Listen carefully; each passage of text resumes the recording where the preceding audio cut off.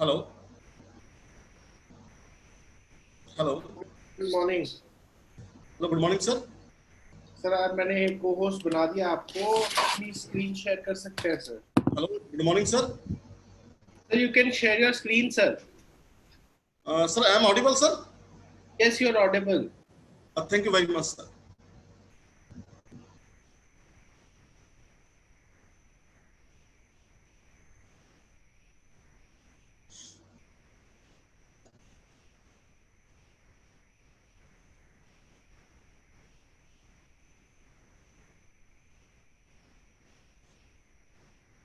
You can start sir. Thank you sir.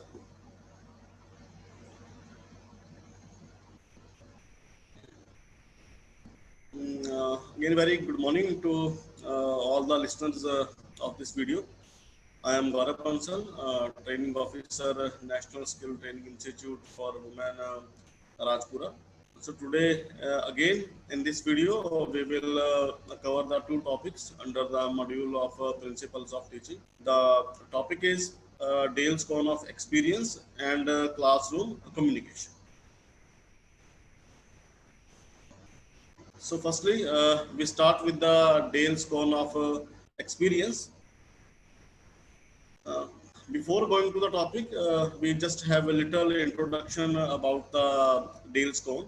The Edgar Dale was the professor at Ohio State University during 1970. He was an internationally renowned pioneer in the utilization of audio-visual materials in instruction. वो basically जो professor del थे, उन्होंने teaching training में, teaching instruction में, training instruction में हम audio visual materials को कैसे यूज कर सकते हैं, कैसे हम audio aids, video aids use करके अपनी टीचिंग को, अपनी ट्रेनिंग को कैसे और बेटर बना सकते हैं, इसके ऊपर उन्होंने बहुत सारी जो थ्योरीज हैं वो एजुकेशन को दी है. And one of the most famous concept given by Professor Dale is called the cone of experience. जो उनका one of the famous concept है, one of the famous theory है, जो कि प्रोफेसर डेल ने एजुकेशन को दी है, that theory is known as the cone of experience. इस कोन ऑफ एक्सपीरियंस में ही has given the various kinds of learning experience. बहुत सारे एक्सपीरियंस की बात की गई है जिनके द्वारा हम लर्निंग कर सकते हैं. जैसे फॉर एग्जांपल एक लर्निंग है सिंपल, हम एक बुक को देखकर, टेक्स्ट को पढ़कर भी हम लर्निंग कर सकते हैं. हम एक वीडियो को देखकर भी लर्निंग कर सकते हैं. हम किसी वर्किंग मॉडल को देखकर भी लर्निंग कर सकते हैं. So professor Dale given all kinds of learning experience and their effects. The concept was introduced in 1946 and it shows the progress of learning from concrete to abstract.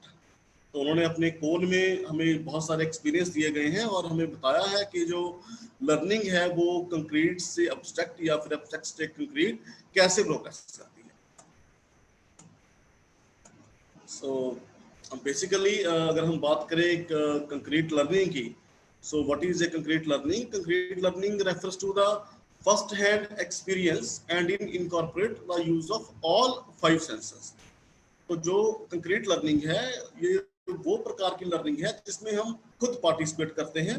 Trainings खुद जो practical है वो perform करके देखते हैं, चाहे वो किसी मशीन के ऊपर हो, चाहे वो किसी लैब के अंदर हो, या फिर किसी और तरीके से. तो जब वो खुद पार्टिसिपेट करते हैं and they have a directly effect on the outcome, so this kind of learning is known as the concrete learning. तो नेचुरल है बिकॉज इसमें हम खुद पार्टिसिपेट कर रहे हैं, तो it will use all the five senses. तो हमारे जो फाइव सेंसेस हैं like sight, seeing, smell, taste, touch, hear, all the five senses are used in the concrete learning. Now, what is the abstract learning? So, concrete learning के अलावा जितने भी learnings हैं, V में से they all are the abstract learnings. Concrete learning means जिसमें हम खुद participate करते हैं, और otherwise अगर हम किसी learning में खुद directly किसी experience में participate नहीं कर रहे, so that means the learning is of abstract. कि वहाँ पे कहीं ना कहीं abstraction है. तो natural है जो level of abstraction है वो अलग अलग हो सकता है. तो किसी लर्निंग में जो लेवल ऑफ एब्स्ट्रक्शन है वो कम है और किसी प्रकार की लर्निंग में जो लेवल ऑफ एब्स्ट्रक्शन है वो ज्यादा है। तो basically the Dale's cone theorized that the learners retained more information by what they do। तो डेल के कोन ने ये थ्योराइज किया कि जो लर्नर्स हैं they retain the more information, they learn the better by doing actually the things as opposed to what is heard or observed। कि जो लर्नर्स हैं वो किसी भी काम को अगर खुद करेंगे तो उनकी लर्निंग है वो बेटर होगी एज कंपेयर टू अगर वो किसी इवेंट को या फिर किसी प्रकार की लर्निंग को, किसी प्रैक्टिकल वो सिर्फ ऑब्जर्व करते हैं या फिर सुनते हैं। So these are the different levels of Dale's cone experience। तो यहाँ पे हम देख सकते हैं तो बॉटम में जो है they are the direct purposeful experience, then contrived experience, then dramatized experience, and at the last top of the cone there is a text or verbal samples। तो जो डेल का जो कोन है इस कोन में बहुत सारे लर्निंग एक्सपीरियंस हैं। So we will discuss the learning experience one by one। So the main thing is that as we move from bottom to the top, तो जैसे हम इस कोन के बॉटम से टॉप की तरफ जाएंगे तो जो लेवल ऑफ एब्स्ट्रक्शन है वो क्या है, वो इंक्रीज हो रहा है। तो वैसे भी अगर हम इसको थोड़ा सा स्टडी करें, थोड़ा सा इसके बारे में सोचें, like the direct experience, direct purposeful experience means जिसमें हम खुद डायरेक्ट पार्टिसिपेट कर रहे हैं, और एज कंपेयर टू अगर हम टेक्स्ट की बात करें कि सिर्फ हम टेक्स्ट को देखकर हम लर्निंग कर रहे हैं, सिर्फ हम टेक्स्ट को देखकर सीख रहे हैं, तो नेचुरल है जो लेवल ऑफ एब्स्ट्रक्शन है, डिग्री ऑफ एब्स्ट्रक्शन है, वो टेक्स्ट एक्सपीरियंस में क्या है, वो सबसे ज्यादा है, और वो जो डिग्री ऑफ एब्स्ट्रक्शन है वो सबसे कम किस में है, डायरेक्ट एक्सपीरियंस में। And with in all the other experiences it is intermediate. So we will discuss the experiences one by one। Okay. So the first is this direct and purposeful experience। Okay. So आप देख सकते हैं del के कोन में this is the bottom the experience which is given at the bottom। Okay. So this is called direct and purposeful experience। So what is this kind of experience? This is basically direct first hand experience and have a direct participation in the outcome and use of all our senses। तो जो direct and purposeful experience है ये वो learning experience है जिसमें learners, trainees, workers खुद participate करते हैं, वो खुद काम को, प्रैक्टिकल को परफॉर्म करके देखते हैं। They have a direct participation in the outcome. तो जैसी उनकी परफॉर्मेंस होगी उस प्रकार का ही आउटकम आएगा, बिकॉज वो खुद पार्टिसिपेट कर रहे हैं, that means they are using all the senses. तो if we talk about the degree of abstraction, because learners खुद पार्टिसिपेट कर रहे हैं, वो खुद काम को कर कर देख रहे हैं, तो जो लर्निंग है वो बेटर हो रही है, एंड जो डिग्री ऑफ एब्स्ट्रक्शन है वो क्या है, सबसे कम है। The next experience is, next learning experience is contrived experience। So contrived means artificial। ये भी एक प्रकार से डायरेक्ट पर्पसफुल एक्सपीरियंस की तरह ही है, but they are artificial। These are the models and mock-ups, and it is the editing of reality, and these are the necessary when real experience cannot be used or it is too complicated। तो जब हम किसी real experience को directly जो है उसमें participate नहीं कर सकते, वो बहुत ज़्यादा कॉम्प्लिकेटेड है, या फिर वो बहुत ज़्यादा कॉस्टली है, या फिर वो प्रैक्टिकली फिजिबल नहीं है, तो हम बिल्कुल उसी तरह का जब एक आर्टिफिशियल एक्सपीरियंस ऑब्जर्व करते हैं,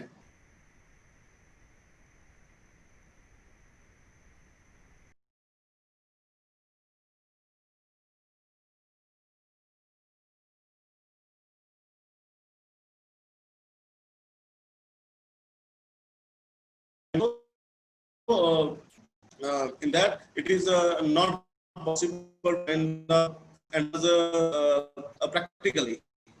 So हम ऐसे पे हम करते हैं एंटीनास को आर्टिफिशियली सॉफ्टवेयर के थ्रू डिजाइन करके देते हैं. So this kind of experience is called the concrete experience. तो सिमिलरली अगर हम मल्टी सिम की बात करें तो मल्टी सिम पे हम इलेक्ट्रॉनिक्स के बहुत सारे कंपोनेंट हैं वो डिजाइन करते हैं. तो that is also your concrete experience. So this is another example of concrete experience.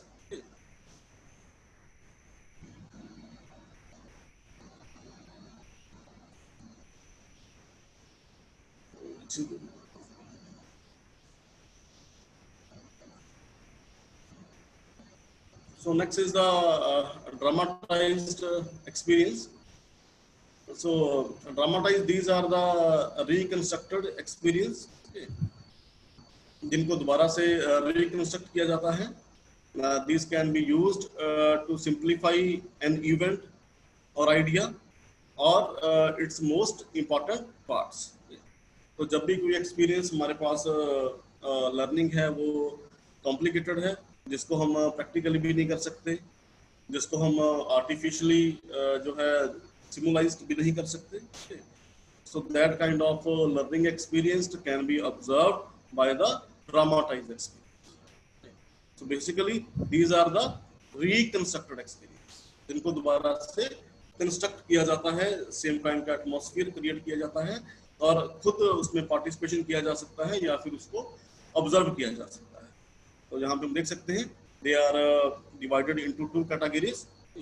So one is the acting. अगर जो लर्नर्स हैं, ट्रेनीज हैं, वो खुद उसमें पार्टिसिपेट कर रहे हैं तो नेचुरल है. अगर वो खुद पार्टिसिपेट कर रहे हैं तो जो लर्निंग है वो क्या है, मोर कंक्रीट है.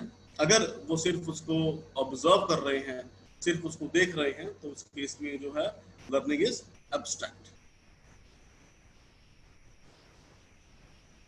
The next experience is demonstration. So in the demonstration experience में हम जैसा कि जानते हैं, we have to visualize the explanation of an important fact, idea or process and shows how certain things are done. So demonstration is another kind of learning experience. तो इसमें हम खुद जो learners हैं खुद participate नहीं करते. They basically observe the others. They basically observe their instructor or they observe their master. तो इस प्रकार के एक्सपीरियंस को जिसमें हम खुद पार्टिसिपेट नहीं करते, हम ऑब्जर्व करते हैं कैसे चीज़ों को, कैसे प्रैक्टिकल्स को परफॉर्म किया जाता है. We just observe the visualization explanation of any important fact, idea, process or practical. This is called your demonstration experience. Because इस एक्सपीरियंस में हम खुद पार्टिसिपेट नहीं करते, दैट मीन्स जो लेवल ऑफ एब्स्ट्रैक्शन है, जो डिग्री ऑफ एब्स्ट्रैक्शन है वो क्या है, इसमें लिटिल बिट ज़्यादा है as compare to the previous 3 experience.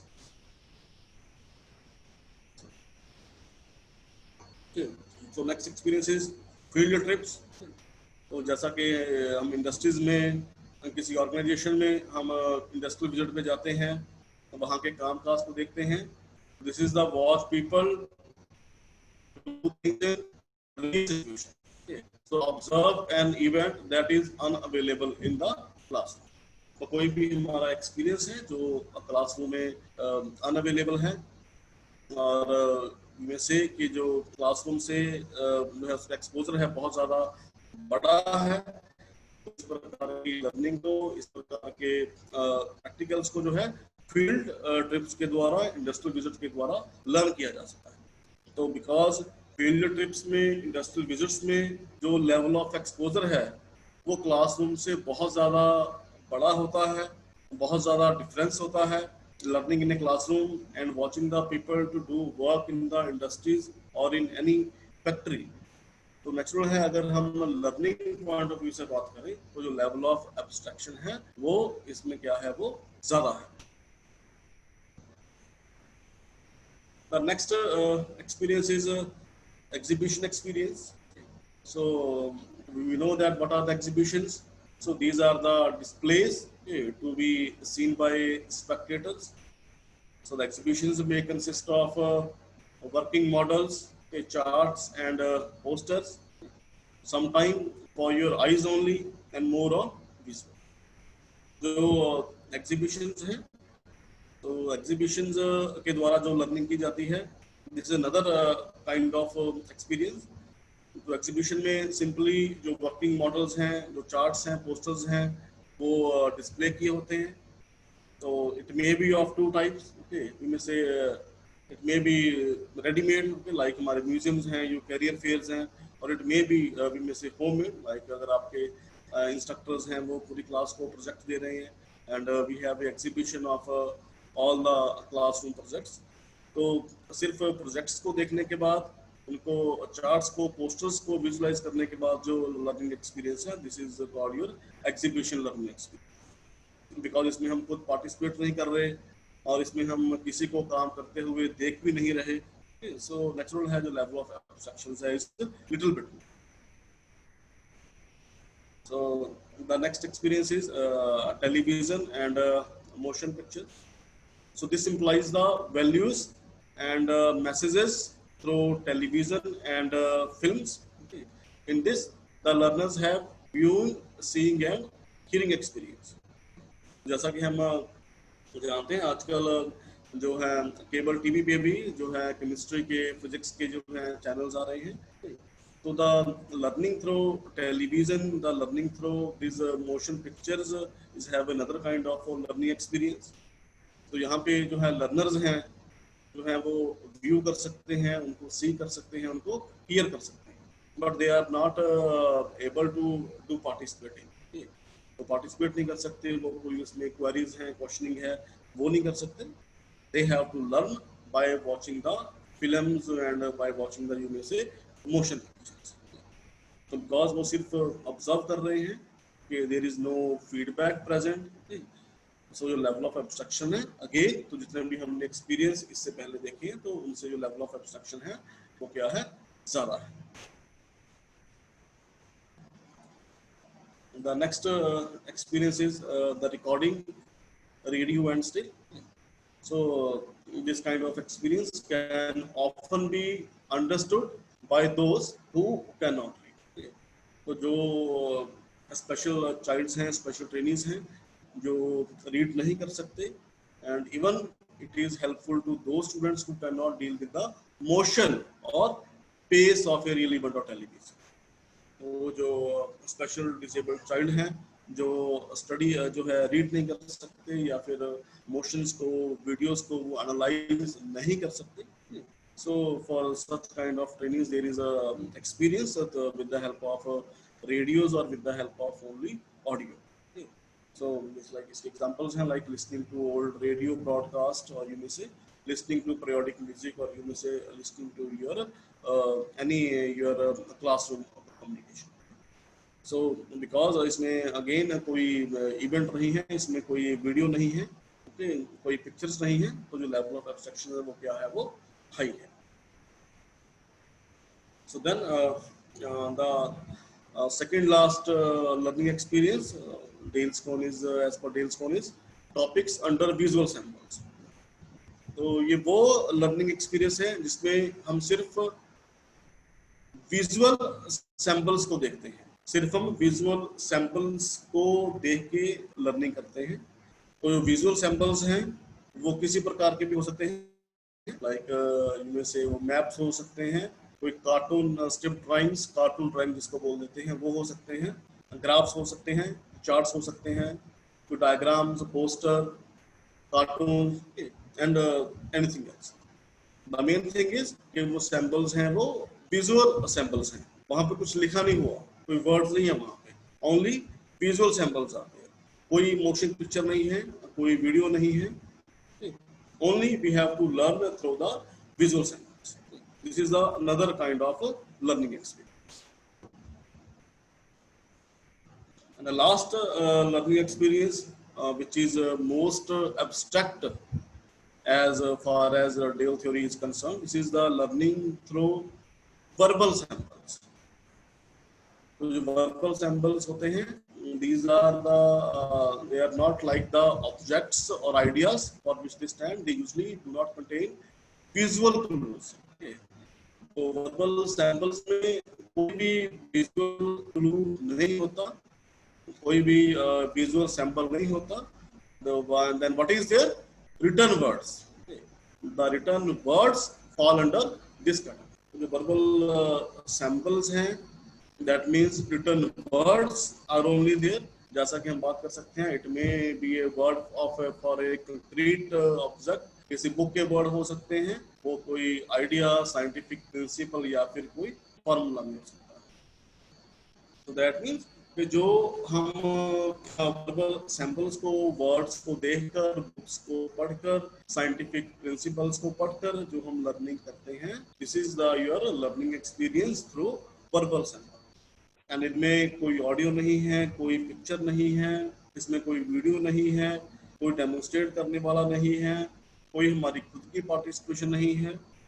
So, as per Dale's theory, this is the most abstracted experience, जिसमें level of abstraction है वो सबसे ज्यादा होता है। Again, अगर दोबारा से हम Dale's cone को दोबारा से ऑब्जर्व करें, तो यहाँ पे हम देख सकते हैं like these are the direct purposeful experience, इसमें level of abstraction है वो क्या है, low। Okay, that's why these are called the concrete experience, because इसमें हम खुद participate कर रहे हैं। So as we move from bottom of the cone to the top of the cone, तो जैसे हम cone के top की तरफ जाएंगे, तो उसमें क्या होगा, हमारा जो level of abstraction है वो क्या है, increase हो रहा है। तो यहाँ पे देख सकते हैं like contravid है, जो artificial experience है, dramatize में भी हम खुद participate करते हैं, तो लेवल ऑफ एब्स्ट्रैक्शन है वो कम है। डेमोन्स्ट्रेशन में हम क्लास में ऑब्जर्व करते हैं, फील्ड ट्रिप्स में हम इंडस्ट्रीज को ऑब्जर्व करते हैं, एग्जीबिशन में just we are observing the chart, model etcetera. Motion picture में हम टेलीविजन को ऑब्जर्व करते हैं, then audio, picture and at last we are observing the written words. तो सबसे लास्ट वाला एक्सपीरियंस है, इसमें लेवल ऑफ एब्स्ट्रैक्शन है वो हाई है। तो एज पर डेल्स थ्योरी, तो एक इंस्ट्रक्टर ने किस प्रकार की टीचिंग करनी है, क्या उसने बच्चों को सिखाना है, सो ही और she may choose the learning experiences according. तो लाइक अगर हमने किसी बच्चे को सिर्फ इंफॉर्मेशन देनी है, हमने सिर्फ किसी प्रकार की ट्रेनिंग्स को नॉलेज देनी है, इंफॉर्मेशन कन्वे करनी है, तो the learning experience we may use from the top of the cone. तो बड़े जो लर्निंग एक्सपीरियंस है, इनका कॉम्बिनेशन है, ये यूज किया जा सकता है। सिमिलरली अगर हमने किसी ट्रेनिंग को कॉग्निटिव स्किल्स देने हैं, एनालाइजिंग स्किल्स देने हैं, मैथमेटिकल स्किल्स देने हैं, सो इंटरमीडिएट लेवल चूज किए जा सकते हैं। बट अगर हमने किसी ट्रेनिंग को मोटर स्किल्स देने हैं, डायरेक्टली मशीन के ऊपर काम करना, उसको सिखाना है, सो तो जो लर्निंग एक्सपीरियंस है we have to choose from the bottom of the. So this is the importance of this Dale's cone of experience. We may choose the combination of experience, or we may choose the only one experience according to the type of learning. So the analysis है Dale's cone का। After 2 weeks, okay, after 2 weeks we tend to remember. Suppose हमने कोई learning की है, तो 2 हफ्ते बाद हमें उसका कितना पोर्शन हमें याद रहेगा। तो ये साइकोलॉजिकल जो है ये रिजल्ट्स हैं। तो these are the 10% of what we read. तो अगर हमने कोई चीज़ सिर्फ पढ़ी है, लाइक जैसा कि हमने डेल्स कोन में देखा है, सिर्फ हमने जो टेक्स्ट और वर्बल सैंपल की अगर हम बात करें, तो वी रिमेंबर ओनली 10%। तो हम सिर्फ 10% याद रख पाएंगे। और अगर हमने सुना है किसी चीज़ को, तो we may remember the 20% of that. अगर हमने किसी चीज़ को देखा है, लाइक मोशन पिक्चर्स की बात करें, 30%। और अगर हमने किसी चीज़ को सुना भी है, देखा भी है, लाइक योर एग्जीबिशन, मूवी में से डेमोन्स्ट्रेशन एक्सेट्रा, देन 50% हम याद रख पाएंगे। And if we are participating in a discussion और giving a talk, then 70%। And then doing a dramatic representation, और you may say simulating the real experience और doing the real thing, तो हम 90% याद रखें। सो दैट मीन्स कि अगर हमने कोई 2 हफ्ते पहले हमने कोई चीज़ सीखी है, अगर हमने उस चीज को खुद करके देखा है, से एंड डू, हमने उस चीज में, उस प्रैक्टिकल में, उस लर्निंग में हमने खुद पार्टिसिपेट किया है, तो हम उसका 90% रिमेम्बर रख पाएंगे। बट अगर हमने उस एक्सपीरियंस को, उस लर्निंग को सिर्फ रीड किया है, सिर्फ बुक से देखा है, तो हम सिर्फ उसका 10% ज्यादा।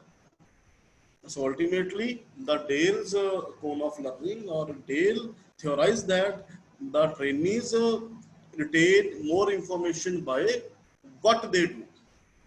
अगर वो किसी काम को खुद करके देखते हैं तो वो इंफॉर्मेशन को ज्यादा रिटेन कर पाएंगे as compare to what they heard, what they listen, what they observe और what they see. So this is all about the Dale's cone of experience. The next is the classroom communication. So we know that communication plays a very important role in our daily life, in our personal life, in our professional life. जो communication है वो हमारे classroom में, daily life में, personal में, professional में बहुत ज़्यादा इम्पोर्टेंस प्ले करता है. तो इस टॉपिक में हम कम्युनिकेशन की जो बेसिक टाइप्स हैं और क्लासरूम कम्युनिकेशन के लिए उसको और ज़्यादा इफेक्टिव बनाने के लिए कौन कौन सी जो बातें हैं हमने ध्यान में रखनी है, हम उनके बारे में इसमें टॉपिक में स्टडी करेंगे. So firstly, what is communication? So communication is defined as a process of transferring the information from one person to another. So communication है तो जब हम information transfer करते हैं from one person to another, this is called the communication. जैसे यहाँ पे मैं बैठा हूँ, I am transferring the information to you people. So this is called communication. दो पर्सन आपस में बात कर रहे हैं, अपनी इंफॉर्मेशन ट्रांसफर कर रहे हैं एक से दूसरे की तरफ. That is called a communication. So it requires at least two persons and one medium or channel. तो नेचुरल है कम्युनिकेशन के लिए कम से कम दो पर्सन्स, दो एलिमेंट्स होने चाहिए. And it also require one medium और चैनल. मीडियम और चैनल मीन्स वो चैनल, वो माध्यम जिसके द्वारा आपका मैसेज है ट्रैवल करेगा और आपका मैसेज जो आपकी इंफॉर्मेशन है वो ट्रैवल करके एक पर्सन से दूसरे पर्सन तक पहुंचेगा. This is the basic communication process. तुम देख सकते हैं यहाँ पे है सेंडर है, then sender, message, channel, receiver and feedback. So what is who is sender? Basically the person initiating the communication or broadcasting the message. तो जो पर्सन मैसेज भेजना चाहता है, जो कम्युनिकेशन को स्टार्ट करना चाहता है, उसको हम सेंडर बोलेंगे. या सिंपली हम कह सकते हैं कि जिसके पास कोई इंफॉर्मेशन है ट्रांसफर करने के लिए, that is sender. Then message. So what is message? The specific set of words, gestures and images that the sender used to convey what he or she wants to say.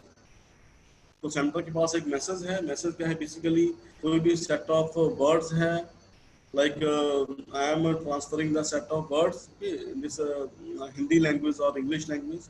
तो gestures हैं, कोई images हैं, या फिर कुछ भी और चीज जो सेंडर जो है एक जगह से दूसरी जगह भेजना चाहता है, that constitute the complete message. Then channel. So the channel is basically एक माध्यम है जिसके द्वारा आपका जो मैसेज है वो ट्रैवल करेगा सेंडर से रिसीवर की तरफ. तो वो जो चैनल है, चैनल आपका नॉर्मली जो है दो प्रकार का हो सकता है. It may be wired channel, it may be wireless. तो अगर हम लैंडलाइन की बात करें, जो पहले लैंडलाइन टेलीफोन थे, तो they all are connected with the wires. हम कह सकते थे कि हमारा जो चैनल था वो चैनल क्या था? Wired channel. Wired channel means तारों से जुड़ा. लेकिन now I am transferring the information to you people तो यहाँ पे कोई वायर्स हैं वो आपस में कनेक्ट नहीं है, तो हम कह सकते हैं हमारा जो चैनल है ये क्या है, wireless. It is wireless channel, यहाँ पे कोई वायर्स नहीं है या फिर चैनल विदाउट वायर्स।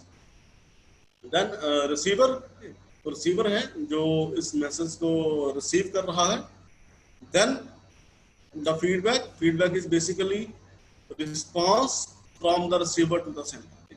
तो ये रिस्पॉन्स है रिसीवर से सेंटर की तरफ कि उसको जो मैसेज है वो मिला है या नहीं मिला है, कंप्लीट मिला है, डिस्टॉर्टेड फॉर्म में मिला है या फिर basically feedback is nothing but response from receiver to the sender.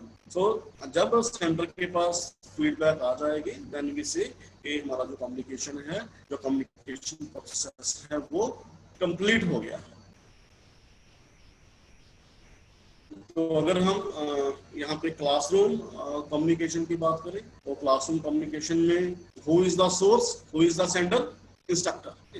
जो इंस्ट्रक्टर है वो क्या है क्लासरूम कम्युनिकेशन में, सेंडर है, सोर्स है जो कि अपनी इंफॉर्मेशन ट्रेनिंग्स को ट्रांसफर करना चाहता है। तो ट्रेनिंग्स यहाँ पे क्या हो गए, दीज आर द रिसीवर। तो जो इंस्ट्रक्टर की नॉलेज है तो वी में say that is a message. And what is the feedback? The feedback is response of these trainees, response of these receivers to the sender or source। कि जो information या फिर जो मैसेज सोर्स ने transmit किया है वो रिसीवर तक इफेक्टिवली पहुंचा है या नहीं पहुंचा। सो this is the classification of communication. So the communication classified into various categories. It may be one-way communication, two-way communication, it may be verbal communication, may be non-verbal communication. Apart from that, communication की और भी categories हैं, जैसे कि organizational communication, mass communication, intra-communication, inter-communication. Okay. So, but we will not go into so much detail. We will discuss these communication which are important from the classroom point of view. So, what is one-way communication? The one-way communication flows from a sender to a receiver, but nothing goes back in return. The sender can use one-way communication for giving information only.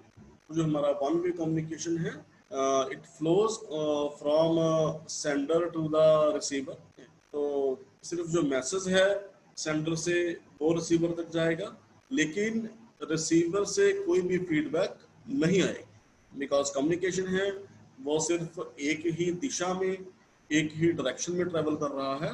That's why this is called one way communication. तो one way communication को हम ये भी कह सकते हैं it is a communication without feedback. So examples हैं one way communication के, like entertainment। okay, तो हम जो है वीडियोस देख रहे हैं, ऑडियो सुन रहे हैं, बट हम कोई भी फीडबैक नहीं दे पाते। That is example of one way communication। listening to speeches, तो हम किसी की स्पीच सुन रहे हैं। watching movies, again the part of entertainment। listening radio। okay. So these all are the examples of one-way communication. Again, the last one is the public announcements at railway stations, bus stop, etc. तो natural है, जब भी हम जानते हैं, जब भी हम रेलवे स्टेशन पे जाते हैं, बस स्टॉप पे जाते हैं, तो वहाँ पे अनाउंसमेंट्स हो रही होती हैं। So that announcements are for giving the information to the passengers। तो वहाँ पे हम कोई भी फीडबैक नहीं दे सकते। So these all are the examples of one-way communication. So next is two-way communication।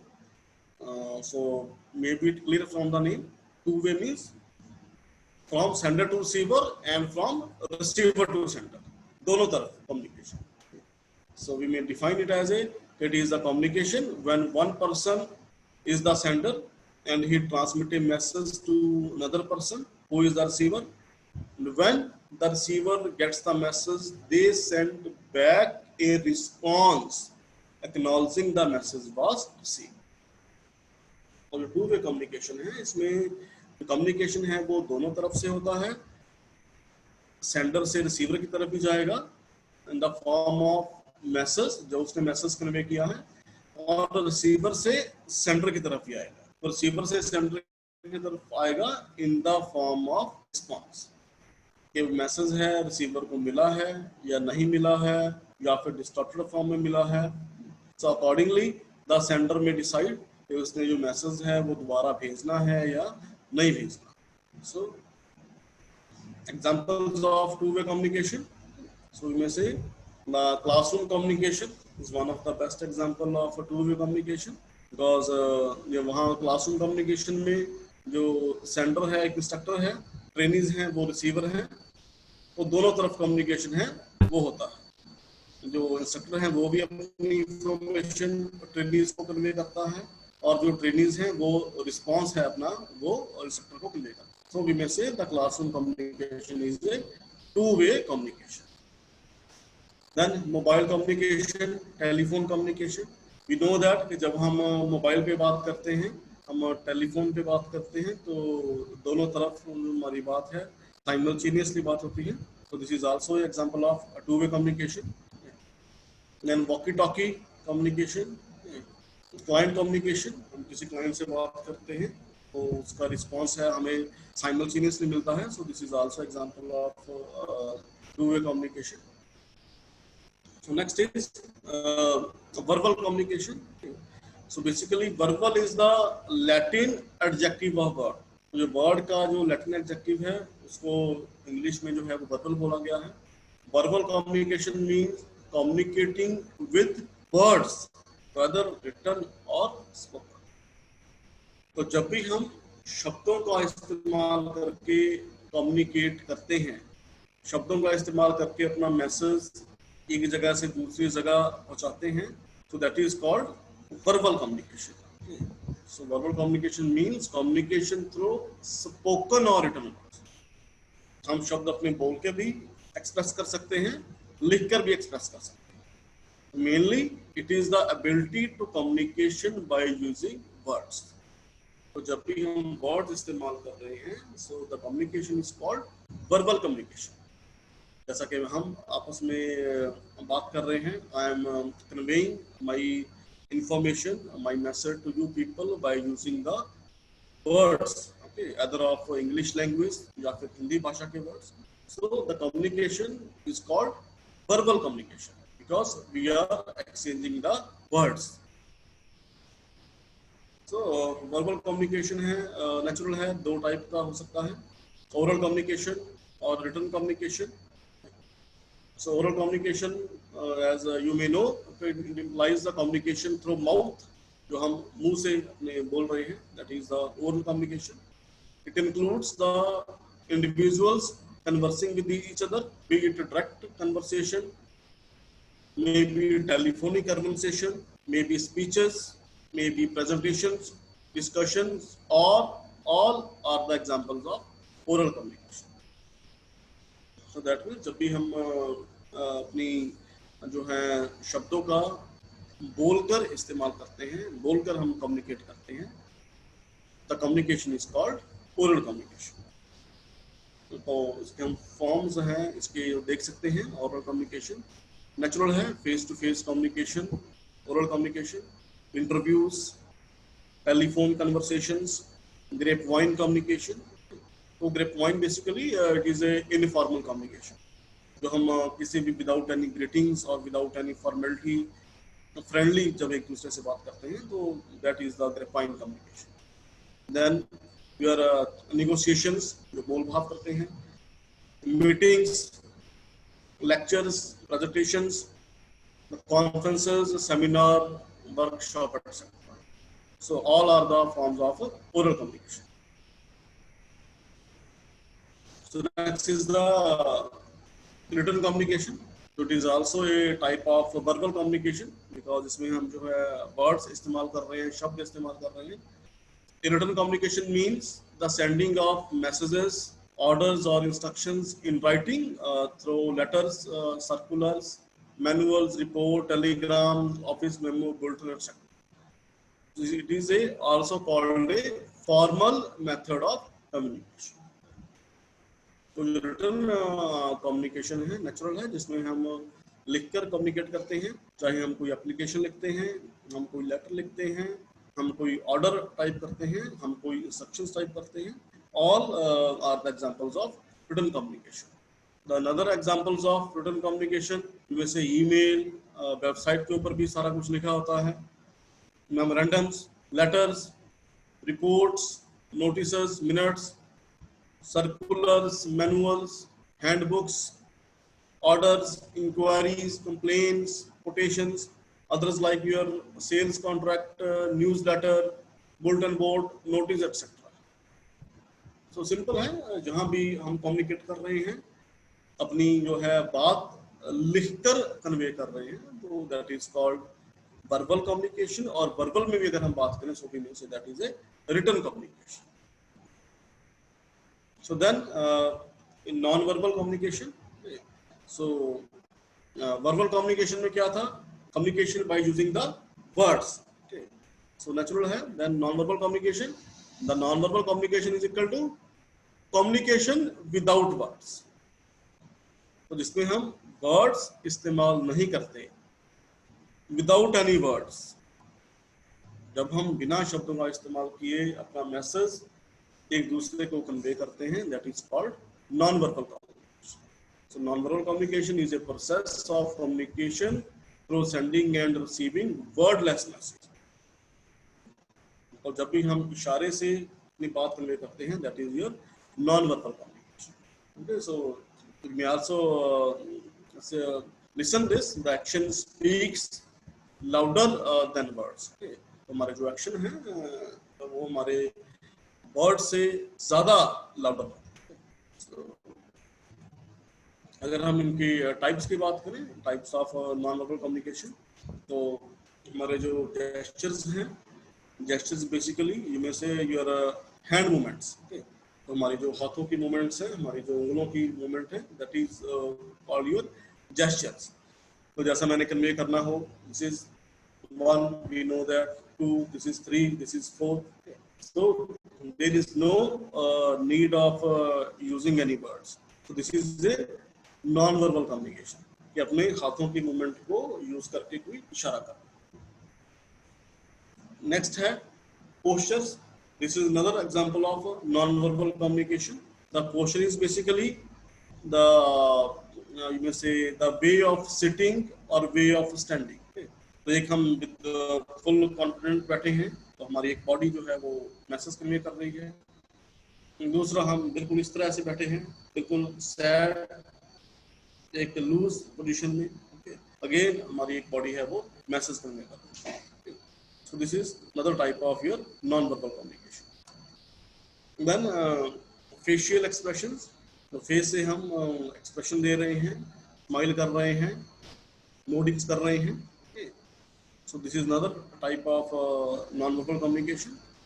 And eye contact, तो जो हम हमारी आई से जो इशारे कर रहे हैं, जो आई से हम अपना मैसेज कन्वे करते हैं, that is another example of non-verbal communication.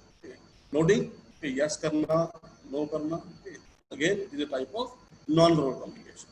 So in a brief, the non-verbal communication means the communication without using words. Then there are 7 C's of effective communication. As I already told you, the communication plays a very important role in our daily life, in our classroom, in our professional life, in our personal life, and at any other place. हमने कहीं से सामान लेने जाना है, हमने कहीं पे बिजनेस डील करनी है, हमने क्लास में बच्चों को पढ़ाना है, तो जो कम्युनिकेशन है बहुत इम्पोर्टेंट रोल प्ले करता है. अगर हमारा कम्युनिकेशन अच्छा है तो सक्सेस मिलने के चांसेस भी उतने ज़्यादा हो जाते हैं. तो हमारे कम्युनिकेशन जो है किसी भी जगह पे जो है बहुत ही इफेक्टिव होना चाहिए. हमारे कम्युनिकेशन को इफेक्टिव बनाने के लिए ये 7 C's का एक प्रिंसिपल है, जिसमें 7 वर्ड्स हैं जो C से स्टार्ट होते हैं, like correct, complete, concrete, concise, consideration, courteous, clear. तो हमने इन 7 C's को अपने कम्युनिकेशन में इस्तेमाल करना है, जिससे कि हमारा कम्युनिकेशन है वो बहुत ज़्यादा इफेक्टिव हो जाए। अगर हमारा कम्युनिकेशन रिटन हो चाहे स्पोकन हो, we have try to use these 7 C's। तो 7 C's क्या है ये हम देख रहे हैं। तो first C stands for the clarity, the any message that needs to come out clearly from your communication rather than the receiver having to assume things and coming back to you for more information। तो जो message हमने convey करना है वो message बिल्कुल clear होना चाहिए, उसमें किसी भी प्रकार की एम्बिग्यूटी, किसी भी प्रकार का डाउट नहीं होना चाहिए। तो जो रिसीवर है उसको कोई भी इंफॉर्मेशन ये ना हो कि उसको कोई इंफॉर्मेशन सपोज करनी पड़े या फिर कोई इंफॉर्मेशन लेने के लिए उसको दोबारा हमें अप्रोच करना पड़े। The message must be clear at all what you want to convey and do not try to communicate too many things in one message। तो कभी भी एक मैसेज में बहुत सारी जो है चीजें हैं, बहुत सारी जो है बातें हैं कन्वे करने की कोशिश ना करें।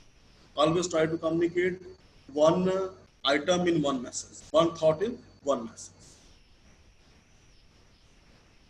Then next C stands for conciseness। So conciseness means get to the point। The conciseness means forming your message with minimum number of words possible without invalidating the other things। Means कि अपने message में आपने कोई जो शब्द हैं वो limited शब्द इस्तेमाल करने हैं, जितने पॉइंट्स रिक्वायर्ड हैं, जितने शब्द रिक्वायर्ड हैं उतने वर्ड्स ही आपने यूज करने हैं।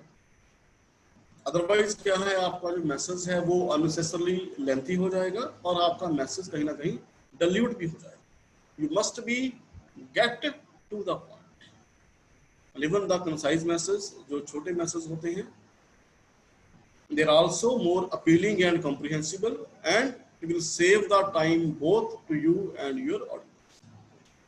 तो आपका जो टाइम है वो भी इससे सेव होता है और आपका जो मैसेज है, थॉट है, वो भी एक बेटर वे से कन्वे होता है। इससे एग्जांपल हम देखते हैं, लाइक फर्स्ट एग्जांपल में आप देख सकते हैं लाइक एक बॉडी नॉर्मल मैसेज है कि will you ship up this time any time during the month of October would be fine और even November. If you are rushed the November would suit us just as well, in fact a little bit better। The 300 of regular 3 by 15 inches blue armbands with white swan letters in the center, and thank you in advance by sending this along to us by parcel post and not express as express is to express। in body message है, बहुत सारे शब्द इस्तेमाल किए गए हैं। Apart from that आप एक कंसाइज एग्जाम्पल देख सकते हैं सेम मैसेज। और कंसाइज में क्या है, जस्ट जो अननेसेसरी वर्ड्स हैं वो हटा दिए गए हैं, like please ship parcel post before the end of November 300 regular 3 by 15 inch blue felt armbands with white spin letters in the center। तो हम देख सकते हैं कि जो हमारा जो मैसेज है कंसाइज फॉर्म में वो कितना बेटर लग रहा है, कितने वर्ड सेव हो रहे हैं, टाइम सेव हो रहा है और हमारा मैसेज भी एक अच्छे तरीके से कन्वे हो रहा है। तो जितने भी अननेसेसरी वर्ड्स हैं कि आप लाइक यहाँ पे है अक्टूबर में भेज सकते हैं, नवंबर में भेज सकते हैं, नवंबर से पहले भेज दीजिए, या फिर एक्सप्रेस से पार्सल मत कीजिए, एक्सप्रेस बहुत ज़्यादा एक्सपेंसिव है। So these words are not required. You just convey your message and you should get to the point. The next C stands for the concreteness, specifics instead of generalization। तो जब भी हम message convey कर रहे हैं classroom में या general life में, तो हमारा मैसेज है वो कंक्रीट होना चाहिए। उसमें कोई जर्नल जो है वो जर्नल मीन्स कि एक नॉर्मल जो बात है विदाउट एनी फैक्ट्स वो नहीं होनी चाहिए। उसमें फैक्ट्स हैं वो होने चाहिए अगर आपके मैसेज में फैक्ट्स हैं तो आपका मैसेज उतना ही ज़्यादा बेटर कन्वे होगा। सो लाइक इसकी भी हम एग्जांपल देख सकते हैं। लाइक हमें कह रहे हैं कि in 2019 the average score of a trainee in all India trade test is higher. तो जनरल मैसेज है कि 2019 में इन ट्रेनिंग का जो एवरेज स्कोर है वो हाई रहा है। बट इसमें बहुत सारी इंफॉर्मेशन मिसिंग है। अगर हम बात करें कि ट्रेनिंग का एवरेज स्कोर क्या है, इस साल क्या है, पिछले साल क्या था, या फिर जो ऑल इंडिया ट्रेड टेस्ट है वो तो मल्टीपल ट्रेड्स का होता है, कि कौन से ट्रेड्स की बात हो रही है या फिर सभी ट्रेड्स की बात हो रही है। सो अपार्ट फ्रॉम दैट आपका जो मैसेज है it must be concrete. It includes the facts like that, like this. In 2019, the average score of a trainee in all India trade test of POT is 60, whereas it was 52 and 48 in 2018 and 2017 respectively. अब देखिए कि आपका जो message है concrete है, इसमें जो facts हैं आपने वो इंक्लूड किए गए हैं।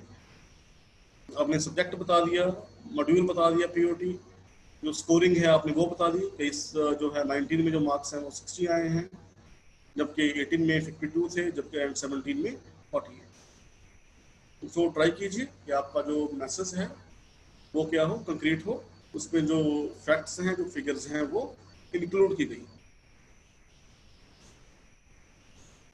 नेक्स्ट है completeness. That means no necessary information is missing. तो आपके मैसेज में सारी की सारी जो रिक्वायर्ड इंफॉर्मेशन है वो प्रेजेंट होनी चाहिए। A complete message should convey all facts required by the audience. Audience को जो भी इंफॉर्मेशन चाहिए वो आपके मैसेज में होनी चाहिए। The sender of the message must take into consideration the receiver and should communicate all the facts and figures related to that. तो लाइक अगर हम किसी को हम इंटरव्यू पे बुला रहे हैं तो इंटरव्यू में उसका क्या टाइम है, क्या वेन्यू है, ओके, ये सब उसमें होना चाहिए। अगर हम किसी मशीन के बारे में इंफॉर्मेशन दे रहे हैं तो उस मशीन की क्या स्पेसिफिकेशंस हैं, कितनी उसकी वोल्टेज ले रही है, वो क्या उसके पार्ट्स हैं, तो all the things should be communicated. That means your no necessary information is missing. आपके मैसेज में जो बात आप कन्वे करना चाहते हैं वो सारी बात उसमें होनी चाहिए। Next, the correctness, okay. The facts and proofreading. Okay. That means it refers to the both factual and linguistic accuracy. All the information you provide needs to stem from valid, reliable, and credible sources that can be located. तो जो भी आप information convey कर रहे हैं, class में convey कर रहे हैं या फिर किसी और जगह कन्वे कर रहे हैं, तो जो इन्फॉर्मेशन आप दे रहे हैं बोल के भी या फिर लिख कर भी, तो वो सारी information it must be a valid information. जहाँ से आपने इंफॉर्मेशन वो कलेक्ट की है वो रिसोर्सेज वैलिड होने चाहिए, वो वेबसाइट वैलिड होनी चाहिए, वो किताब है, बुक है, वो वैलिड होनी चाहिए। तो जितने भी आपके रिसोर्सेज हैं वो एक वैलिड रिसोर्सेज होने चाहिए, सो दैट इंफॉर्मेशन को अगर दोबारा से लोकेट करना है या फिर उसके बारे में दोबारा से स्टडी करना है वो वहां से किया जा सके। Next, courtesy. The courtesy in the message implies that the message should show the sender's expression as well as should respect the receiver. The message should not be biased. आपके मैसेज में जो है आपकी भाषा में courtesy, that means शिष्टाचार, आपके भाषा में जो है शिष्टाचार होना चाहिए। You have to respect your audience, dear sir, dear ma'am, dear students, dear trainees, dear audience, like that। जिसमें रिसीवर को रिस्पेक्ट मिलनी चाहिए और आपका जो मैसेज है या आपकी जो बात है, जो आपका थॉट है, it should not be biased. वो किसी पर्टिकुलर रिलीजन की और किसी पर्टिकुलर ग्रुप की और किसी पर्टिकुलर क्लास की और बायस्ड नहीं होना चाहिए। तो आपका जो मैसेज है, आपका जो कम्युनिकेशन है, it must be unbiased. The next is consideration, the stepping into the audience shoes. The message is written, speak from the viewpoint of audience. It requires some thinking about what the audience knows or does not. तो जो भी आप message convey कर रहे हैं, बात कर रहे हैं, एज अ रिटन फॉर्म में और स्पोकन फॉर्म में, you must have some idea about the audience. आपको पता होना चाहिए कि आपके सामने जो ऑडियंस है, जो क्लाइंट है, जो ट्रेनिंग्स हैं, वो उस टॉपिक के बारे में, उस मैसेज के बारे में कितना जानते हैं, कितना नहीं जानते. You must consider your audience. Like for example, if you prepare a seminar about programming language, you will need to provide very basic information to the trainees of cosmetology, but you can skip the same for the trainees of computer related. That means अगर आप एक computer के ऊपर, किसी programming language के ऊपर आप seminar दे रहे हैं, अगर वो कंप्यूटर साइंस के ही स्टूडेंट्स हैं, कंप्यूटर की ट्रेड्स के स्टूडेंट हैं, इंफॉर्मेशन टेक्नोलॉजी के ओपा के स्टूडेंट्स हैं, तो आप जो बेसिक इंफॉर्मेशन है वो स्किप कर सकते हैं. लेकिन अगर आप वही इंफॉर्मेशन एक कॉस्मेटोलॉजी स्टूडेंट्स को, हेयर एंड स्किन केयर के स्टूडेंट्स को, फैशन डिजाइन के स्टूडेंट्स को, जिनका उस टॉपिक से कोई भी लेना देना नहीं है, आप उनको दे रहे हैं, that means you have to also provide the very basic information. So that means you must know your audience. You have to consider your audience, and accordingly you have to prepare your message. So this is about the 7 C's of communication. The last है the barriers to effective communication. तो sometime क्या है, हम 7 C's को भी include कर लेते हैं. Clear, cut. गौरव जी, धीरे-धीरे दोनों मिलके करो. गौरव जी. Yes sir.